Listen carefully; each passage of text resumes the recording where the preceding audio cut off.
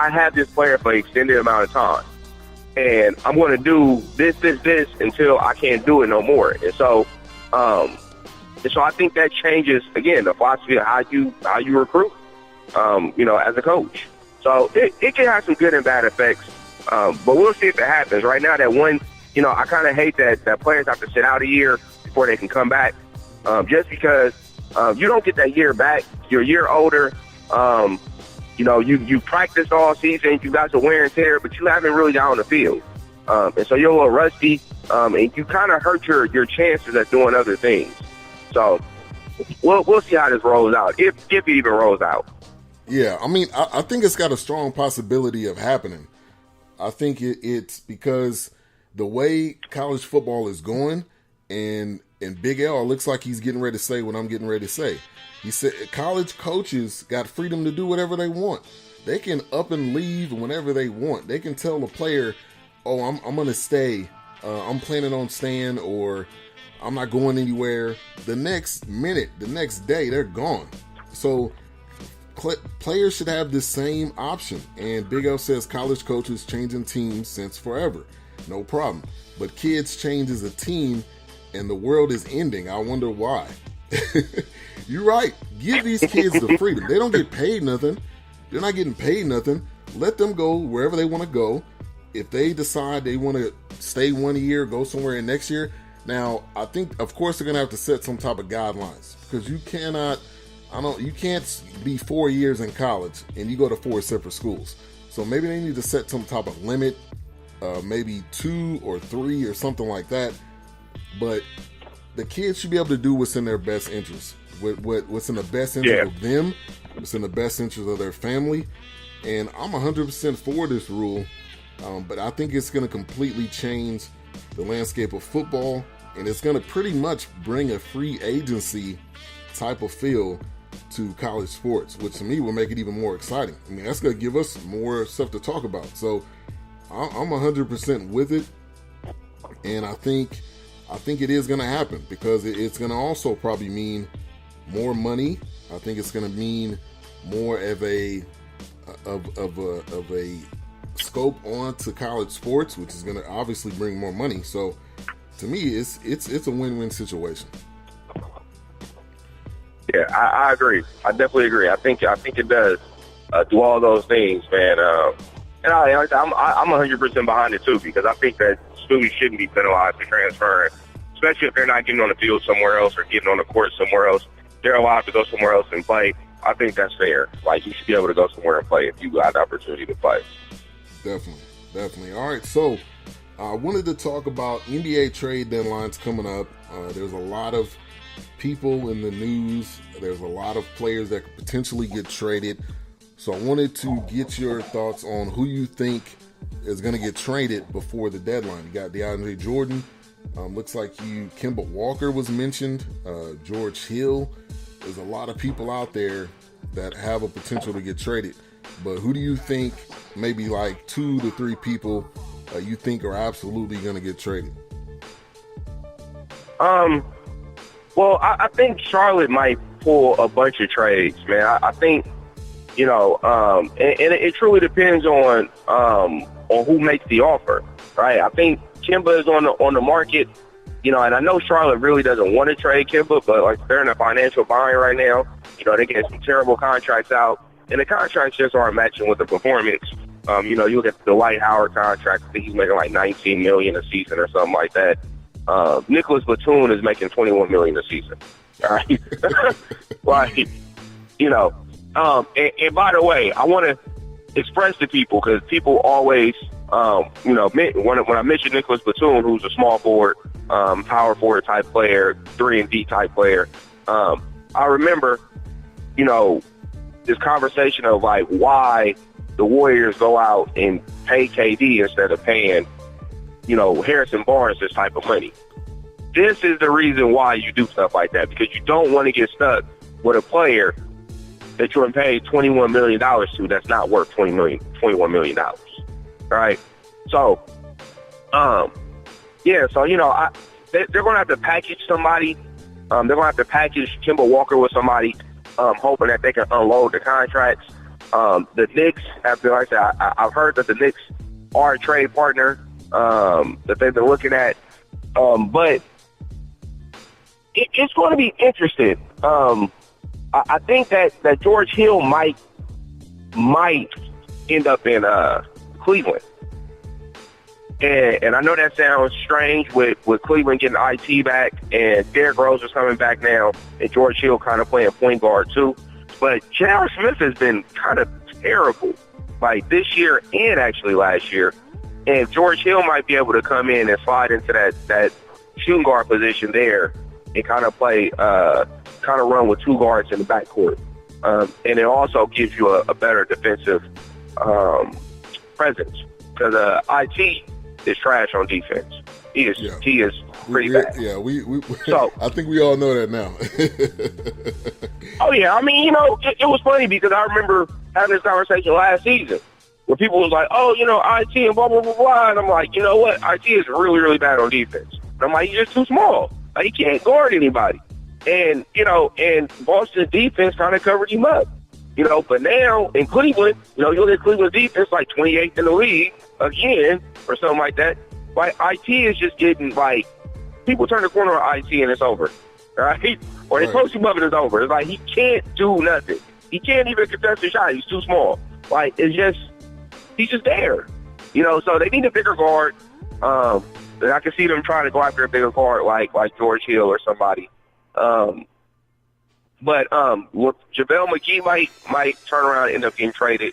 I thought he wasn't just because Jordan Bell has been playing well. I thought he was because Jordan Bell has been playing well. But now that he's hurt, JaVale McGee has a chance of still staying. But I can see him probably getting moved before the trade deadline out here in Golden State. He's just not getting any playing time. But I like JaVale. JaVale played well for us last year. And when he's gotten in this year, he's played well too. But the rookie has just took over. It's sort of like the same situation with Draymond Green and David Lee, where, David Lee kind of got hurt. Draymond Green excelled for a minute, and it was like, yeah, you know what? You're not getting a starting spot back. So, yeah, it's a wrap. So, it's a wrap. So I think Jordan Bell has, solidified his position on the team. And I think with that being said, I think JaVale McGee might end up being the odd man out here. Trying to think of some other players who might, like I said, Cleveland's trying to move Tristan Thompson. I don't think they're going to end up moving him just because of his contract, unless they throw in that first round pick. And if they could throw in that first pick, you could possibly see TT along with maybe Shumpert or J.R. Smith ended up in with the Clippers for DeAndre Jordan. If and only if they get that Nets pick. Without that Nets pick, DeAndre Jordan is not going anywhere, and DeAndre Jordan won't be traded unless they're getting a first pick and some talent back or a couple players. Because quiet as kept, Doc Rivers actually likes DeAndre Jordan. He doesn't want to trade DeAndre Jordan. But it's business at this point. And, the Clippers are, I think they're like number 6 or number 7 in the conference. So they're competing. And they're not at full strength yet. Gallinari hasn't came back yet. I think he might be out until after All-Star break, I believe. And then, of course, they lost their point guard for the whole year, and Patrick Beverly. So, yeah, I think with the DeAndre Jordan situation, I think he's going to get moved, and I think with the Cavs, you're going to have to give up that pick. I think that's the only way they're going to get a deal done is giving up that pick. And sounds like we lost. Sounds like we lost your time, but I think that's going to be the biggest thing. Giving up the pick, I think you're going to have to do that in order for anything to go down. All right, so next up, we're going to be talking NFL playoffs. We're going to be diving a little bit deeper into the 2 games for tomorrow. Also, we're talking UFC 220. We got 2 title fights coming up with Courtney Harden. Always a huge supporter of the show. Always good getting him on. And seems like we got Tyjun back on the line here. Hey, it sounds like we lost you. Yeah. Sorry about that. Oh yeah, no problem.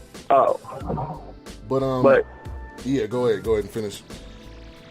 Yeah, I was just saying that I think DeAndre Jordan actually stays put unless he gets a first round pick for him, though.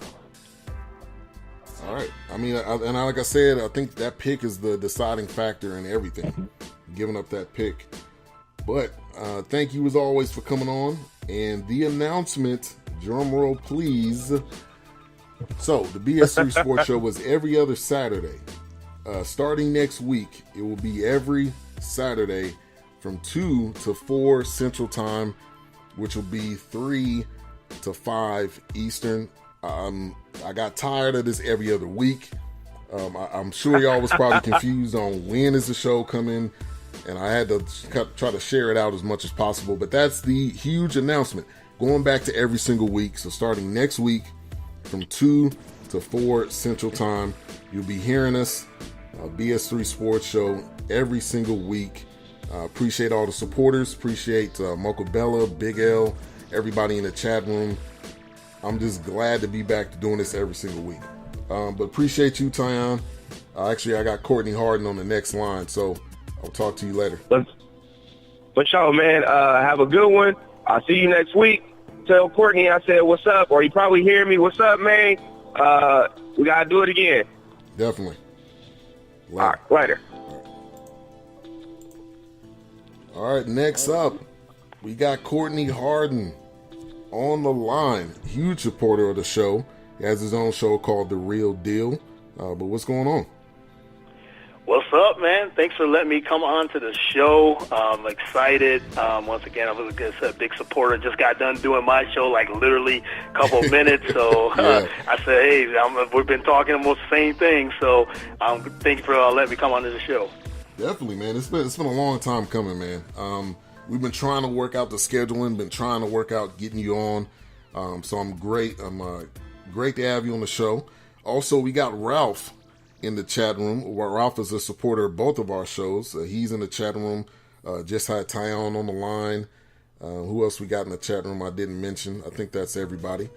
But UFC 220, we'll talk about that first. We got some great fights. The big one, Mechiak and Francis Ngannou. I think that is Ngannou. Okay, totally butchered that one. But Ngannou, his former fight, Ngannou, I'm going to put his name in the chat room because I want you to look this guy up and look up his previous fight. He gave some guy an uppercut, and this dude went straight to sleep. I mean, like, night, he wasn't waking up type of sleep. But I want to get your thoughts on this one. I think, and the big question is, can Ngannou finish Mechiak? I think that's the biggest question in this fight. This is the main event. But I definitely wanted to get you on to talk about this and break this one down. Absolutely. Thanks again for letting me come on the show. But, yeah, I'm a big UFC fan, follower, and everything else. So, yeah, this fight for the heavyweight championship is a big fight. You got Miocic at 17-2, and Ngannou, who's now coming up at 11-1, and he is a huge puncher. He's a monster. Everybody's getting on that train now of Ngannou. There's always someone that we all look at in UFC where they jump on and they ride this ride, and they're like, okay, he's the next best. Dana White is saying this. He's saying that this guy Ngannou, he's a monster. So, I mean, if you look at him, he's a big dude, and like I said, a hard puncher. I mean, he beat up Alistair Overeem, who's a very good fighter himself, but he just destroyed him the last time out. So Ngannou, he's still young. He's still still trying to get a lot more wins. So Miocic has the advantage in the experience, but like you said, he can put anybody to sleep.